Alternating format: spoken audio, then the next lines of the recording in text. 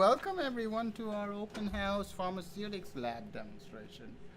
How are things going? Good.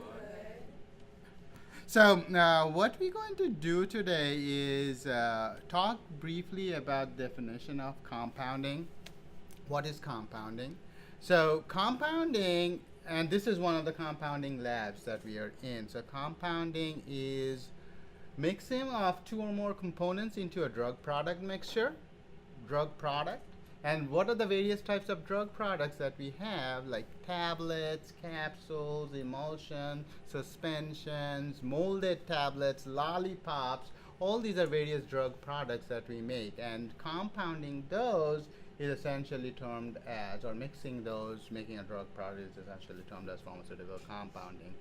And in today's lab, what we're going to do is use one of the basic pharmaceutical compounding component, which is using mortar and pestle, which is kind of a symbol of pharmacy, right?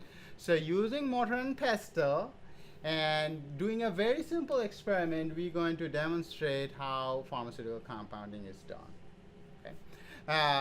The various other ingredients that we will use in this lab will be camphor and menthol. So you're going to do a very simple experiment using those two ingredients and using the mortar and pestle. So the experiment that we're going to do is eutectic mixture. Okay, preparing a eutectic mixture. Anyone has any idea what is a eutectic mixture? What is a eutectic mixture? Go ahead. Great, that's what it is. So essentially it is intimate mixing of two or more ingredients by forceful combination. So there's some of the key ingredients, key terms that are used are forceful and intimate mixing of two or more ingredients that will result in a mixture that will have a melting point lower than the individual components and lower than room temperature. That essentially makes it liquid at room temperature. So in our case, we have camphor and menthol, and when we mix together, it will form a eutectic. And some of the things that we also use is forcing a eutectic. You have to forcefully mix the two things in order to form a eutectic. Now, what is the use of forming a eutectic mixture, especially for compounds or ingredients like camphor and menthol, which are very hard crystalline structure? They are very hard to make it into a powder in mixing with other ingredients like ointment bases or other pharmaceutical bases. So if you can form a eutectic, you can, which is available as a liquid form, you can uniformly mix with other emulsion bases, pharmaceutical bases, ointment bases, etc. Okay, so in our lab today, what we're going to do is you guys take approximately 0.5 grams of each of the ingredients, camphor and menthol, in the mortar using your green spatula, and we'll do a simple process called trituration. Okay, which is essentially circular motion of your pestle and pressing the both ingredients down into the pestle and essentially mixing it. So you're going to go ahead and take approximately 0.5 grams of camphor and menthol and do the process of trituration, and we're going to see what would be the final product like. Okay, go ahead. Approximately. No, you can take approximately just using the green spatula. Take approximately 0.5 grams, maybe a little more for you. A little more. Yep.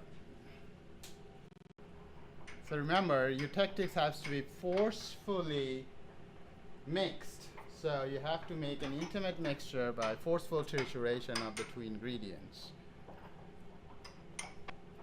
So what is the final physical state of the product? Liquid. So mixing two solids, we are getting a eutectic liquid mixture. So what do you guys think? What is the relevance of this lab with respect to School of Pharmacy? what are the things that you really learned about this lab with School of Pharmacy? Number one, using mortar and pestle, how to use a mortar and pestle, right? And then using a simple process called trituration for pharmaceutical compounding, which is mixing up the two ingredients, as well as reducing the particle size. And forming a eutectic mixture, which is a very essential process in order to make uniform mixture of substances that are very hard to grind, like camphor and menthol, with other emulsion bases or pharmaceutical ointment bases. Now, what is the relevance of various drug delivery and dosage form with respect to, or what are the definitions of various drug delivery and dosage forms that we use in pharmacy? What are the various things that we use? Do you have any idea? And that is also a part of pharmaceutics. Don't you use menthol in cough drops?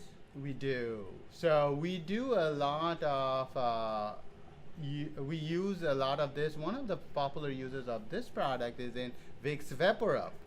So the various types of delivery systems and dosage forms that we do compound in Pharmaceutics Lab are tablets, capsules, ointments, creams, paste, emulsions. And at the same time, there are other various release profiles of dosage forms available in order to extend the release of a drug product, in order to do targeted release of drug product, controlled release of drug product.